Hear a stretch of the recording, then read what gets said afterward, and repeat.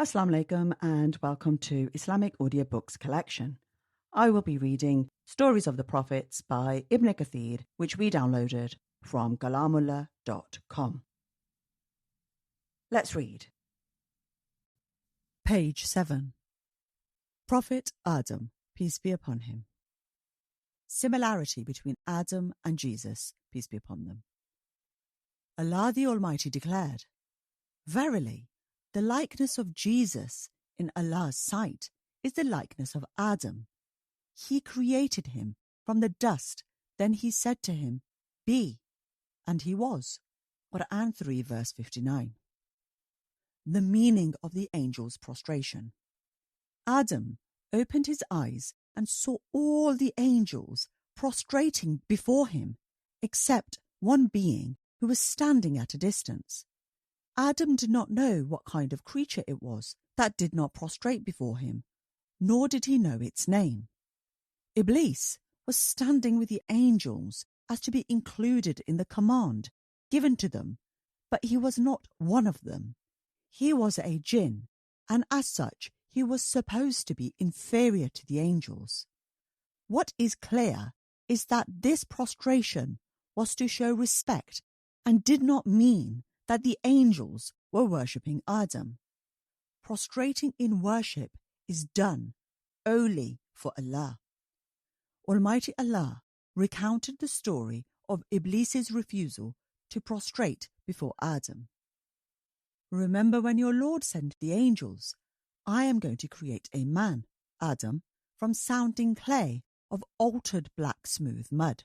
So when I have fashioned him completely and breathed into him, Adam, the soul which I created for him, then fall you down, prostrating yourselves unto him." So the angels prostrated themselves, all of them together, except Iblis. He refused to be among the prostrators. Allah said, "O Iblis, what is your reason for not being among the prostrators?" Iblis said, "I am not the one to prostrate myself to a human being, whom you have created from sounding clay of altered black smooth mud." Allah said, "Then get out from here, for verily you are rajim, an outcast or cursed one. Verily the curse shall be upon you till the day of recompense, the day of resurrection." Qur'an 15, verse 28 to 35. In another surah, Almighty Allah recounted it thus: "Surely we have created you, your father Adam, and then gave you shape, the noble shape of a human being. Then we told the angels, prostrate to Adam, and they prostrated, except Iblis. He refused to be of those who prostrate." Allah said, "What prevented you, Iblis, that you did not prostrate when I commanded you?" Iblis said, "I am better than him, Adam. You created me from fire, and him you created from clay." Allah said, "Get down from this paradise. It is not for you to be arrogant here. Get out, for you are those humiliated and disgraced." Iblis said, "Allow me respite till the day of resurrection." Allah said, "You are of those allowed respite." Qur'an 7, verse 11 to 15. Ibn Jarir reported that Muhammad ibn Sirin said that the first one to reach a conclusion by reasoning was Iblis, and that the sun and moon were not worshipped except through this method. This means that Iblis tried to compare himself to Adam. He believed that he was more honorable than Adam. Therefore, he abstained from prostrating, even though Allah had commanded him to do so, just as he had commanded the angels. If an analogy is made, we see that Iblis is vain, for indeed clay is better than fire, because in it can be found the qualities of calmness, clemency, perseverance, and growth, whereas in fire can be found heedlessness, insignificance, haste, and incineration.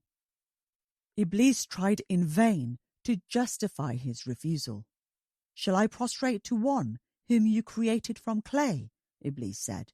See, those whom you have honoured above me. If you give me respite, keep me alive, to the day of resurrection, I will surely seize and mislead his offspring by sending them astray, all but a few. Qur'an 17 verse 62. Adam was following what was happening around him and had feelings of love, awe and astonishment. Deep love of Allah, who had created and glorified him and who had made his angels prostrate before him. Awe of the Creator's wrath when he excluded Iblis from his mercy. Adam was surprised by this creature. Iblis, who abhorred him without even knowing him and who imagined himself better than Adam without having proved that he was worthier. What a strange creature Iblis was, and how strange was his excuse for not prostrating. He imagined that fire is better than clay. But how did he get such an idea? Such knowledge is exclusive to Allah, who created fire and clay, and who knows which is better of the two. From the dialogue, Adam realized that Iblis was a creature characterized by cunning and ingratitude. He then knew that Iblis was his eternal enemy. He was greatly astonished at Iblis's audacity and Allah's tolerance. Immediately after his creation, Adam witnessed the large amount of freedom that Allah gives to his commissioned creatures. Adam knew that Iblis was not going to obey him in prostrating before Adam. Allah could have totally annihilated him or turned him into a handful of dust or stifled the refusal in his mouth.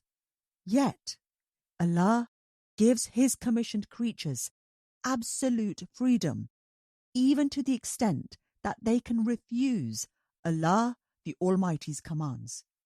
He grants them the freedom of denial, disobedience, and even disagreement with him. His kingdom will not diminish if the disbelievers do not believe in him, nor will it be extended if many people believe in him. On the contrary, the disbelievers will lose, and the believers will gain, but Allah is above all of that. There were many traditions about Iblis at the time of Prophet Muhammad, peace be upon him.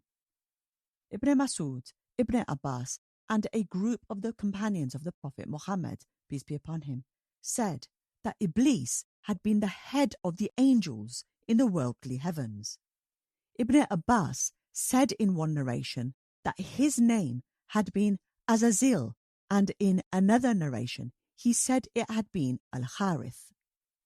Ibn Abbas also said that Iblis was a jinn, and that they had once been the keepers of paradise, with Iblis the most honourable and the most learned and the most pious of them. Another tradition says that he had been one of the famous 4 possessors of wings, angels, before Allah transformed him into the accursed Satan. Allah Almighty recounts Iblis's disobedience in another surah. Remember when your Lord said to the angels, "Truly, I am going to create man from clay. So when I have fashioned him and breathed into him his soul, created by me, then you fall down and prostrate to him." So the angels prostrated themselves, all of them except Iblis. He was proud and was one of the disbelievers. Allah said, "The truth is, and the truth I say, that I will fill hell with you and those of them, mankind, that follow you together." Qur'an 38, verse 71 to 85. The reason for Adam's creation. After this lesson about freedom, Adam learned another lesson, one about knowledge. Adam realized that Iblis was the symbol of evil in the universe and the angels were the symbol of good. However, he did not yet know anything about himself. Then Allah made him perceive his true identity and the reason for his creation and the secret of his glorification. Allah the Exalted said, He taught Adam all the names of everything. Qur'an 2 verse 31. Teaching Adam. Almighty Allah granted Adam the power to know the natures of all things and to summarize them by names. That is a bird, that is a star, that is a tree, etc. Allah implanted in Adam an insatiable need for and love of knowledge and a desire to bequeath knowledge to his children. This was the reason for his creation and the secret of his glorification.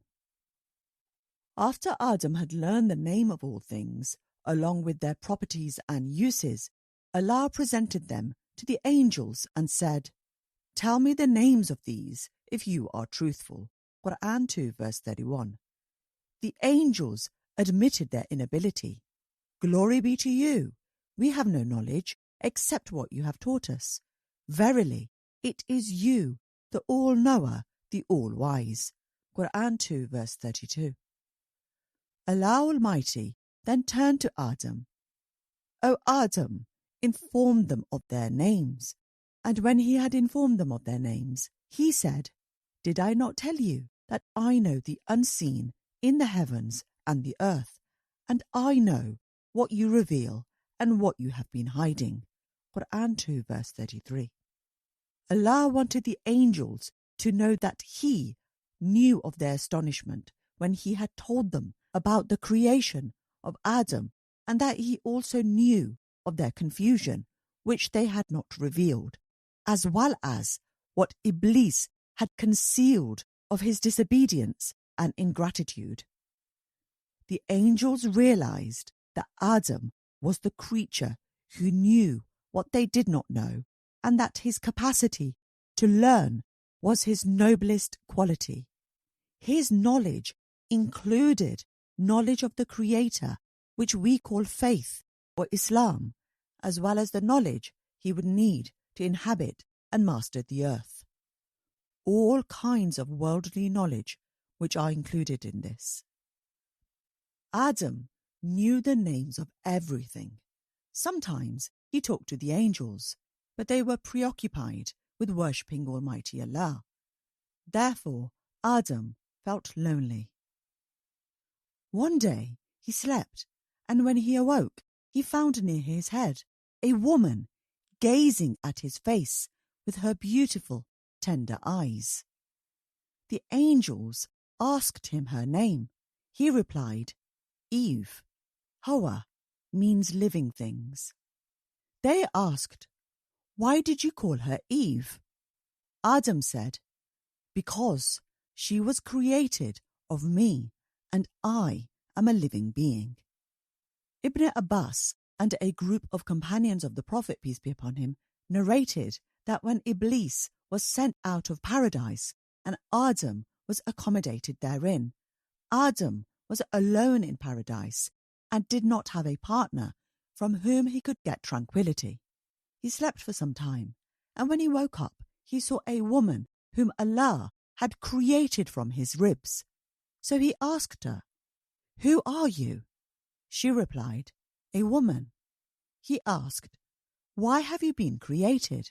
She said, So that you could find tranquility in me. The angels, trying to find out the extent of his knowledge, and asked him, What is her name, O Adam? He replied, Eve. They asked, Why was she so named? He replied, Because she was created from something living. Muhammad ibn Ishaq and Ibn Abbas related that Eve was created from the shortest left rib of Adam while he was sleeping, and after a while she was clothed with flesh.